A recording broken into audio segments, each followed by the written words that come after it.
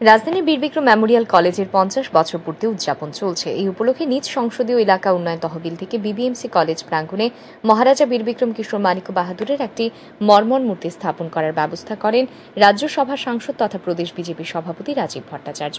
শুক্রবার এই মর্মর মূর্তির ফলক উন্মোচন করা হয়। এই অনুষ্ঠানে উপস্থিত ছিলেন সাংসদ রাজীব ভট্টাচার্য ছাড়াও স্থানীয় কর্পোরেটর সুখময় সাহা, কলেজের প্রিন্সিপাল সহ অন্যান্যরা। এদিন আধুনিক ত্রিপুরার রূপকার মহারাজা বীরবিক্রম কিশোর মানিক বাহাদুরের মর্মর মূর্তি স্থাপন করে রাজ্যসভার সাংসদ রাজীব ভট্টাচার্য বলেন, শিক্ষা, সংস্কৃতি এবং উন্নয়নের ক্ষেত্রে মহারাজার অসামান্য অবদান ত্রিপুরাকে এক নতুন উচ্চতায় পৌঁছে দিয়েছিল।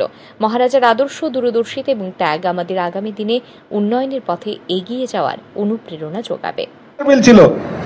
সেটাকে মহারাজা বীরবিক্রম কিশোর মানিকের নামে উৎসর্গ করা হয়েছে।